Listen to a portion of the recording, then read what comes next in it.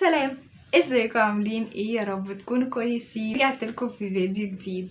فيديو النهارده هيكون عن تجهيزاتي لعيد الاضحى واستعداداتي لعيد الاضحى ومشترياتي كمان لعيد الاضحى. بس قبل ما نبتدي يا ريت تقولوا لي رايكم في لفه الطرحه الجديده اللي انا عملتها. لسه حرفيا اول مره الفها واول مره اجربها، شفتها من فتره على النت فعجبتني فحبيت ان انا اجربها. فيا ريت تقولوا لي تحت رايكم في الكومنتس، ويا رب تعجبكم. ولو عجبتكم يا ريت تقولوا لي لو اكررها تاني. ويا ريت قبل ما نبتدي ما تنسوش تدوسوا لايك وشير وسبسكرايب للقناه عشان نكبر بعد ما اخيرا وصلنا ل 700 مشترك. وبشكركم جدا على ال 700 مشترك، واتمنى يا رب ان القناه تكبر اكتر واكتر وعيلتنا تكبر اكتر ان شاء الله. طيب، اول حاجه جبتها وهي توك للشعر.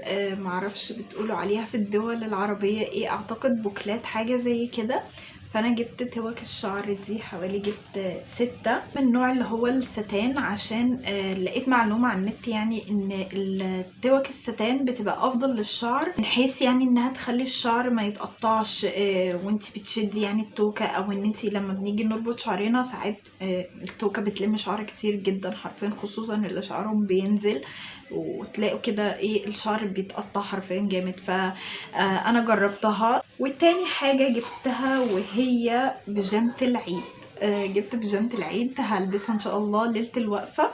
عليها حرفيا مارد وشوشني وشلبي، فبجد عجباني جدا.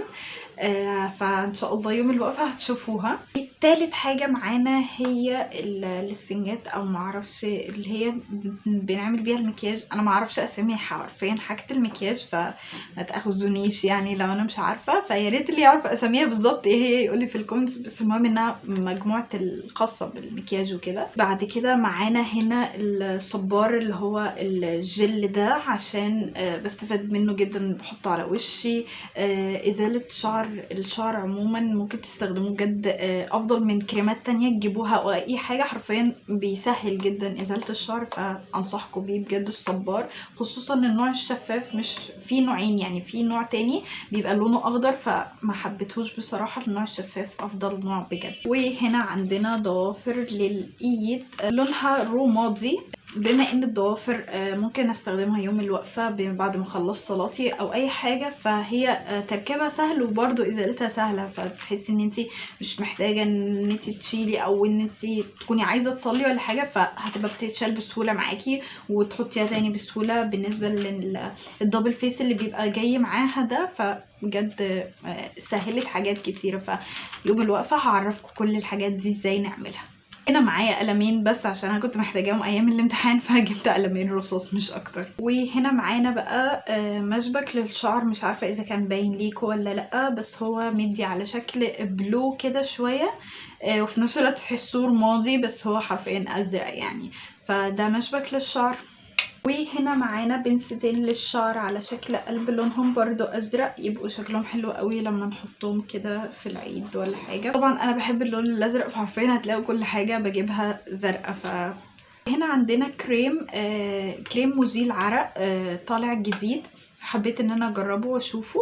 هو بريحه العود، فحرفيا بجد حاسه ان هو حلو جدا. لما شميت ريحته كانت حلوه، فهنجربه ونشوفه. وهنا عندنا مزيل عرق نوعين. انا عشان بحب كل منتجات بوبانا حرفيا، بعشقها بجد والله، فانا بجيب مزيل العرق من بوبانا، ودايما بستخدم اللي هو لونه ازرق ده لانه هو المتماشي حرفيا مع جسمي وبشرتي يعني. ده مكتوب عليه ان هو انتعاش جاف، وحرفيا بيدوم لوقت طويل جدا، بيزيل ريحه العرق.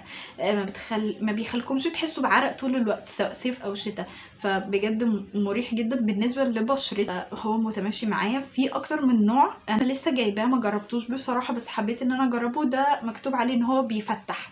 واخر حاجه معانا هو السيرم ده، سيرم ديزر بيوتي سكين كير. السيرم ده عباره عن فيتامين سي، نظرا لوجود الحبوب المتزايده اللي بتبقى قبل العيد دي، فعايزه انتظم على روتين كده ان شاء الله للبشره، وهقول لكم النتيجه ان شاء الله قريب جدا. فلو حسيت ان هو كويس معايا هبدأ اواظب عليه بإذن الله.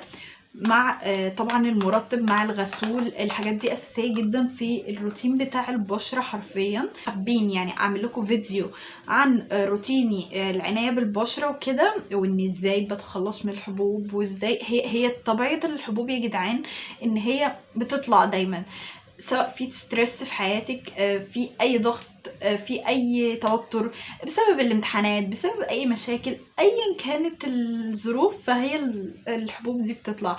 هي ما بتختفيش بشكل نهائي، بس احنا بنقدر نعالجها باذن الله.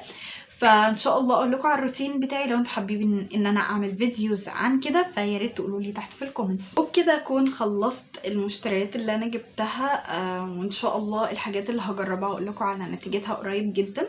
استنوا بقى فيديوهات العيد، وان المفروض هنعمل ايه في العيد ان شاء الله، يعني يكون اعرف اصور لكم حاجات كتيره يوم الوقفه باذن الله. باذن الله انا هنزل لكم فيديو روتين يوم الوقفه عموما، فانتظروا الفيديوهات دي قريب جدا. خلوا المفاجات دي ليوم الوقفه. اتمنى يكون الفيديو النهارده عجبكم وحبيتوه. ما تنسوش تدوسوا تاني لايك وشير وسبسكرايب للقناه عشان نكبر. بس كده ننهي فيديو النهارده، فاشوفكم الفيديو الجاي ان شاء الله.